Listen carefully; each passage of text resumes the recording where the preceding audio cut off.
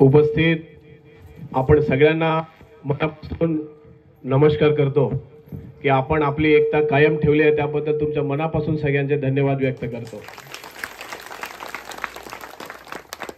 ते गाणं फक्त आपण ऐकतो, आली तुफान किती जिद्द न सोडली, ऐकता ना सगळे? बरोबर की नाही? ऐकता की नाही? मराठी लोकांना माहिती आहे, ऐकता की नाही गाणं? आले तुफान किती जिद्द न सोडली, काय झेप घेतली आकाशी, स्वप्ने झाली पुरी। आपण हे सगळं ऐकत असतो। हा छत्रपती शिवाजी महाराजांचा महाराष्ट्र आहे, डॉक्टर बाबासाहेब आंबेडकरांचा महाराष्ट्र आहे, सावित्रीबाई फुले ज्योतिबा फुलेंचा महाराष्ट्र आहे। इथे समजदार लोक राहतात, वेडे लोक राहत नाहीत, याच्यासाठी मी इकडे आलोय। आपण सगळे समजदार आहात ना? मला मी नाव न घेता हे ना ते आपल्या सिस्टम मध्ये नाही काय सुद्धा, आपला डायरेक्ट थेट तुम्ही उंगली केली ना, आता झेला। आपण तर काय करायला गेलो नव्हतो ना, बरोबर आहे? तुम्ही सगळ्यांनी मिळून प्रभाग क्रमांक 45 मधून संजय निरुपमला 9500 मतदान दिलं। अख्ख्या दिंडोशी मधून सगळ्यात जास्त मतदान कुठच्या प्रभागातून झालं तर प्रभाग क्रमांक 42 मधून झालं। आणि ते कोणामुळे झालं? तुमच्या आणि आमच्यामुळे झालं। एक शब्दाने जर मी फक्त ग्रुपवर मेसेज टाकला असता की टोपी पलटी करा, तर 5000ने मायनस झालो असतो, आपल्या वार्डात झालो असतो की नाही? पण आपण चांगलं मतदान काढून दिलं, प्रभाग क्रमांक 38 मधून काढून दिलं, प्रभाग क्रमांक 39 काढून दिलं, प्रभाग क्रमांक 40-41 आपल्या मराठी लोकांनी सुद्धा मनापासून शिंदे साहेबांच्या नावावर शिवसेना पक्षासाठी मतदान केलं। याला नाही केलं कोणी? हे सगळ्यांनी मिळून लाडकी बहीण योजना किंवा शिंदे साहेबांची मेहनत, आमच्या शाखा प्रमुखांची मेहनत, आमच्या पदाधिकाऱ्यांची मेहनत, आमच्या सर्व पक्षाच्या वेगवेगळ्या सेलच्या कार्यकर्त्यांची मेहनत, म्हणून ते मतदान तेवढं। नाहीतर तुम्हाला लास्ट टाइमला तर इकडे गजाभाऊंनी 50,000नी पछाडलेला, तुम्ही 49,000 ते 1,00,000 मतदान त्यांना होतं। म्हणजे तुमची तेवढी 50-50% पण लायकी नव्हतीच। आणि 2019ला जेव्हा तुम्ही इथे निवडणूक लढलेला, तेव्हा सुद्धा दिंडोशी मधील सगळ्यात जास्त मतदान कुठच्या प्रभागाने दिलेलं? ते प्रभाग क्रमांक 42 मधून दिलेलं। का? तर तेव्हा सुद्धा काँग्रेस आणि राष्ट्रवादीमध्ये आपण सगळे एकत्र लढत होतो आणि आपण राष्ट्रवादीचा नगरसेवक इकडे होतो, म्हणून या प्रभागातून 2019ला तुम्हाला सगळ्यात जास्त मतदान झालेलं ना? पेपरवर बोलायची काही गरज नाहीये। मग 2019 पासून 2024 पर्यंत बाबा झोपलेला काय? 2019 पासून 2024 ची निवडणूक होईपर्यंत हा होता कुठे? तेव्हा याला समजलं नाही डोंगरात लाईट द्यायला पाहिजे? तुम्ही इथे खासदारकीची निवडणूक लढलात ना, तेव्हा तुम्हाला लक्षात नाही आलं की या ठिकाणी लाईट द्यायला पाहिजे? या ठिकाणच्या लोकांनी तुमच्या मीटिंगी वैभव भरडकर बरोबर तुम्ही घेऊन फिरलात, आम्ही फॉरेस्ट का प्रश्न खत्म कर देंगे, वैभव रस्ता बना देंगे, वैभव पाणी ला देंगे। आणि जेव्हा वैभवला जेल झाली तेव्हा वांटेड का? तर लोकांना पाणी देताना म्हणून। तेव्हा तुम्ही आले का कुठे? तुमची काहीतरी भूमिका होती का? मग आज तुमची भाजलेली आहे, आता काय ते मी सांगत नाही, बरोबर आहे की नाही? तुमची भाजलेली आहे, त्याची खवली काढायला इकडे येता? हा, काही खोटं बोलायचं? अरे या लाईटी देण्यासाठी तर आम्ही इतके होतात ना तुम्ही लोक सगळे माझ्याबरोबर, आपण अदानीला टाळा मारलेला, आपण नागपूरला आंदोलन केलं, देवेंद्रजी मुख्यमंत्री तेव्हा होते, आताही आहेत। त्यावेळेला देवेंद्रजींनी मोठी मीटिंग घेतली याच्यासाठी, सगळ्या इकडचे आमदार प्रकाश सुर्वे असतील, आमदार सुनील प्रभू असतील, आमदार प्रवीण दरेकर असतील, सगळ्यांना एकत्र बोलावून, वनक्षेत्राचे जवळचे आमदार विद्याताई पण आहेत, सगळे त्यावेळेला सगळ्यांना एकत्र बोलवलं की याच्यावरती कसा मार्ग काढण्यात येईल। हे लोक आंदोलन करतात आहे, रस्त्यावरती उतरले। आणि त्याच्यानंतर एक निर्णय झाला, बावनकुळे साहेब आता मंत्री आहेत, तेव्हा ऊर्जा मंत्री होते, तेव्हा त्यांनी सांगितलं डोंगरातली लोक बिना लाईटचे कसे राहतात हे बघण्यासाठी 2 दिवस जरा फॉरेस्टच्या अधिकाऱ्यांच्या सगळ्यांच्या बंगल्यांची लाईट बंद करा। आणि त्यांच्या आदेशावर 1 दिवसासाठी फॉरेस्टच्या अधिकाऱ्यांची लाईट बंद करण्यात आली। जेव्हा त्यांच्या घरात लाईट नाही, जेव्हा त्यांची हालत खराब झाली, त्यानंतर पुन्हा नागपूरला ती बैठक झाली। आणि त्या बैठकीमध्ये की तुम्ही वनक्षेत्रामध्ये लाईट देऊ शकत नाहीत तर वनक्षेत्राच्या बाहेर लाईट द्या, पण लोकांना लाईट मिळू दे, ही भूमिका त्या मीटिंग मध्ये घेण्यात आली। राज्याचे मुख्यमंत्री, राज्याचे ऊर्जा मंत्री, इकडचे स्थानिक आमदार आणि हे कोठे मला कुठच्याही आमदाराला जाऊन विचारा हे झालं की नाही झालं म्हणून. माझ्या समोरच्या घटना आहेत, ते लोक पण उपस्थित होते. मी नागपूरला ऊर्जा मंत्री जेव्हा बावनकुळे साहेबांच्या बंगल्यावर मीटिंगला मी पण आहे, त्या लोकांमध्ये फोटो आहेत. मग हा एवढा काळ लोटला, एवढी आम्ही मेहनत करतोय, आपण कंटिन्यू सगळ्या गोष्टी करून आणल्या. तेव्हा तुम्ही कुठे होता तो? तेव्हा तुम्ही एकदा तरी कुठे तुम्ही दिसले? आज तुम्ही असे डोंगरामध्ये येऊन सांगताय की वैभव भरडकरने मला हरवलं म्हणून मी येतोय. तुझा बाप जरी आला ना तरी माझी गाडी उखाडू शकत नाही. मी लिहून घ्या सांगतो तुम्ही. कारण की आपण पंगा घेतानाच ठरवतो पहिला की हा पुढे काय काय करू शकतो. ह्याचे जे बाप आहेत त्यांना आपण ऐकलं नाही तर ह्याला ऐकणार आहे काय? आणि याच्या बरोबर फिरणारे सगळे कुत्रे टपोरी साले, यांची काय लायकी आहे? तो काल इकडे म्हणतो माफिया लोक आहेत, 20 देतात, माफिया लोक 20 देतात. कोण माफिया? तो कैलास जाधव माफिया? हा, तो दिलीप लाईट देतो तो माफिया की नरसुले माफिया? माफिया कोण? आणि माफिया कशाला बोलतो तू कोणाला?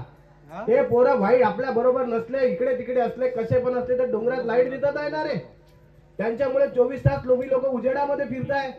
म्हणजे ते लोक स्वतःच्या जीवावर सकाळ संध्याकाळ ते काय मीटर मध्ये करतात आहे, काय घालतात आहे, आपला विषय नाही. आणि तिथून ते तुम्हाला लाईट देतात आहे कसं तरी म्हणून ते माफिया. तो मिथून लाईट देतो म्हणून मिथून माफिया.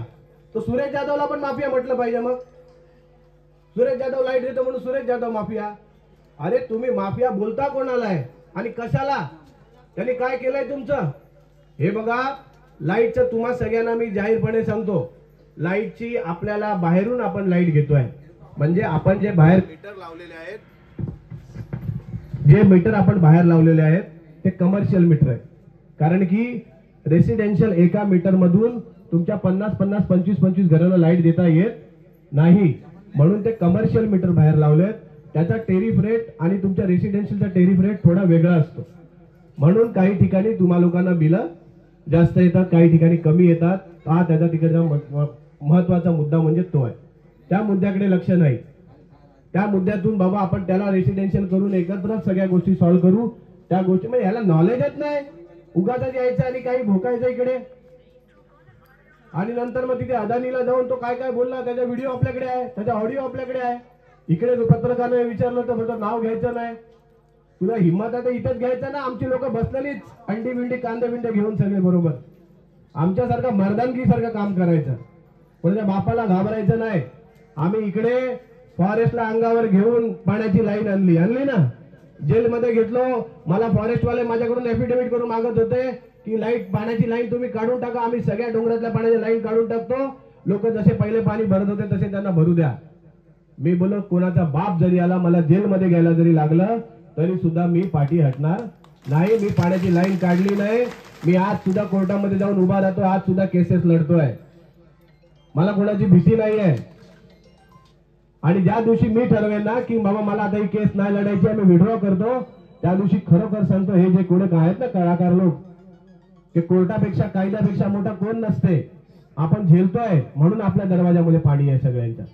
जे आपल्या बरोबर आहेत ते सुद्धा आपल्या जीवावर पाणी देतात आहे. जे आपल्या बरोबर नाही आहेत ते सुद्धा आपल्या जीवावर पाणी देतात आहे. त्यामुळे या सगळ्या विषयाचा कुठे संबंधच येत नाही. पण असे जर आता मला एक सांगा, तुम्ही अंधेरी मधून किती लोक इथे आलेत? आता दहिसर मधून किती आलेत? बोरिवली मधून किती आलेत? एक सुद्धा कोण नाही ना. आपण सगळे इकडचे स्थानिक आहोत. त्या दिवशीच्या मीटिंग मधून नेते, एक नेता जो मेन नेता तो आला अंधेरी मधून. त्याच्याबरोबरची सपोर्टिंग ऍक्टर कोण आणली? ती राजेंद्र नगर बोरिवली मधून. तिसरा ऍक्टर आणला गोरेगाव मधून. चौथा ऍक्टर आणला अंधेरी पूर्व मधून. अरे तुमच्या या विभागाशी, या स्थानिक जनतेशी तुझी नाळ नाही. तुम्हाला काय माहित नाही. काही गोष्टीची घेणं देणं नाही. काही करत उकत सुटायचं. बॅनर लावले. मी काय बॅनर लावले? आजची सभा जर आपण खुर्च्या लावल्या तर 1000 खुर्च्या कमी पडतील. इतके लोक तुम्ही सगळे उभे राहताय. पण आपला पॅटर्न आहे. आपण कधी खुर्च्या बिर्च्या लावल्या नाही. आपण अशीच सभा घेतल्यात. मी जर खुर्च्या लावल्या, सभा घेतल्या, स्टेज मांडला तर एकदा सुप्रियाताई आलेल्या आपल्या इकडे, माहिती आहे ना. पहिली सभा आपण खाली घेतलेली 8000 खुर्च्या कमी पडलेल्या बुवा साळवी मैदानामध्ये. ही आमच्या डोंगरातल्या लोकांची ताकद आहे. तू काय आम्हाला सांगणार? याचा काय संबंध आला? आणि त्याच्याबरोबरचा आमचा अरुण गुप्ता, तुमच्या सगळ्यांच्या बरोबरचा. आपण त्याला आपला म्हणून आपण त्याला डोक्यावर चढवला. आपण त्याला सगळीकडे पुढे केला. काय कमी केलं याला? आज जसं अरुण गुप्ताचं घर आहे तसं घर डोंगरातल्या प्रत्येक माणसाचं जावं ही माझी इच्छा आहे. बरोबर आहे की नाही? नाहीतर जसं डोंगरातल्या लोकांचं घर आहे तसं त्याचं पण झालं पाहिजे ही पण माझी इच्छा आहे. तुला कसली कमी केली आम्ही लोकांनी? तुझ्या घरात सेपरेट पाण्याची लाईन वैभव भरडकरने दिली आहे की तू एक चांगला माणूस आहे, तुझ्या घरात सेपरेट लाईन असली पाहिजे. सचिन विचिनची तक्रार माझ्याकडे रोज की याची आई आम्हाला पाणी देत नाही. बोल जाऊ दे, ती लाईन त्याला देऊन टाका, तुमच्यासाठी एक नवीन लाईन घ्या. नवीन खर्च केला, नवीन पाईप टाकून दिले, बोल तुम्ही इकडनं चालवा. त्याच्या घरात लाईट आपण दिली. आज 4 महिने महेश्वर नगर मध्ये आमचा उपेंद्र यादव राहतो, त्याच्या घरातून आपण त्याला लाईट दिली. का दिली? तर आपल्या त्याचे मोबाईल चार्जिंग राहिलं पाहिजे, पत्रकार आहे, असं आहे तसं आहे, चाललं पाहिजे त्याचं. बाबा आपल्या डोंगरातल्या लोकांसाठी कोणतरी धावणारा कोणतरी पाहिजे म्हणून आपण त्याला संधी दिली. आज त्याच्या घरातून लाईट दिली, तुझ्या घरात 4000 बिल येतंय, त्याच्या घरात तो एकटा राहतो, त्याला सुद्धा 3000 लाईट बिल भरायला लागते. आता तो माणूस वैतागलेला आहे, तरी मी त्याला 4 महिन्यापासून म्हणतो बाबा तू याच्या माध्यमातून तू हे घे आणि त्याला लाईट दे, जाऊ दे आपल्या डोंगरातल्या एका पोराला कोणातरी लाईट राहू दे. आता यांना नेतागिरीचे किडे चावतात. त्यांना कोण फक्त वैभव भरडकरच्या विरोधातला माणूस भेटला की त्याला कसा चिपकायचा आणि त्याला कसं घेऊन येऊन नेतागिरी करायचं एवढंच समजते. याच्या पलीकडे काही नाही. यांच्या चाळीतले लोक यांच्या विरोधात माझ्याकडे तिकडे येतात की ऐसा दादागिरी करता, ऐसा करता. आपण बोलतो जाऊ दे रे, मोठा माणूस असला की आपण इग्नोर करायचं असतं, दुर्लक्ष करा, आपण जाऊ दे बोलतो. म्हणजे जेवढे त्याच्या बरोबर आहेत या सगळ्यांनी डोंगरातल्या लोकांना दिलेला त्रास आहे आणि त्यांच्या भूखंडावर लात मारून आपण त्यांना बाहेर काढलेले लोक आहेत. तुझ्या बरोबर एक सुद्धा डोंगरातला लोकांचा चांगला विचार करणारा नेता तुमच्या बरोबर नाही. पण अशा परिस्थितीमध्ये येऊन तुम्ही लोकांना सांगायचं तुमचे लाईट बिल स्कॅन करा, तुमचे फोटो स्कॅन करा, तुमच्या राशन कार्ड स्कॅन करा आणि हे सगळे डॉक्युमेंट घेऊन कुठच्या तरी बिल्डरला देऊन त्याची अग्रीमेंट करायच्या. आणि उद्या जेव्हा तुम्हाला घर मिळायची वेळ ना, त्या शासनाच्या रेकॉर्डवर तुम्हाला कुठेतरी घर भेटलेलं आहे, तुम्हाला घर देता येणार नाही. वैभव भरडकरने पाणी दिलं, राशन कार्ड लाईट बिल जमा केलं काय? आपण जेव्हा सांगितलं हा अदानीचा फॉर्म आहे, अदानीमध्ये जाऊन भरा, कायद्यामध्ये कोणाचे राशन कार्ड लाईट बिल कोणाचे शासकीय डॉक्युमेंट जमा करणं गुन्हा आहे आणि तो गुन्हा जर तुम्ही करत असाल तर त्याच्यावर योग्य ती कारवाई आपण करायला लावू. अदानीच्या लोकांनी येऊन तुमचे डॉक्युमेंट जमा करावे, त्यांनी लिहून द्यावं की हा फॉर्म नंबर आहे आणि आम्ही यांना लाईट देणार आहोत आणि एवढ्या एवढ्या वेळामध्ये लाईट देणार, तर आम्ही त्या गोष्टीला मान्य करू, आम्ही त्याचं स्वागत करू. काही उगाच खोटं बोलायचं? अरे आमदार, खासदार, मंत्री, मुख्यमंत्री सगळे दमले, कायद्यापेक्षा मोठा कोणच नसते. हा वन विभागाचा कायदा 2305 ची 1995 ची याचिका हायकोर्टामधली, जोपर्यंत हा मॅटर संपत नाही, जोपर्यंत हा विषय संपत नाही, आपल्याला डोंगरामध्ये लीगल कायदेसूद आपल्याला काही करता येणार नाही. तर तुमची भूमिका काय असली पाहिजे? आम्ही मुख्यमंत्री साहेब जेव्हा आपल्या रत्नागिरी हॉटेलच्या इथे मीटिंगला आले, बरोबर आहे, आम्ही आतमध्ये बसलेलो 5 जण, मी, मुख्यमंत्री साहेब, आमचे सिद्धेश कदम आणि हा पण होता संजय निरुपम पण. त्यावेळेला तिथे साहेबांना आम्ही सांगितलं, साहेब वनक्षेत्रातील लोकांसाठी तुम्हाला निर्णय आता घ्यायला लागेल, 3 वॉर्डची जबाबदारी माझी आहे, तुम्ही हा निर्णय घ्या, काही सुद्धा चुकणार नाही. साहेबांनी पण मोठ्या मनाने सांगितलं, वैभव हा निर्णय आपण माझा व्हिडिओ बनवून दे. साहेबांनी व्हिडिओ बनवला, परंतु कायद्यामध्ये आचारसंहितेमध्ये ती घोषणा तिकडे करता आपल्याला येत नाही, म्हणून लीगल ऍडवायझर्सने तो व्हिडिओ थांबवला. आणि अशा पद्धतीने दिवस रात्र आम्हाला आमच्या डोंगरातल्या लोकांचं सुचते ना रे. आज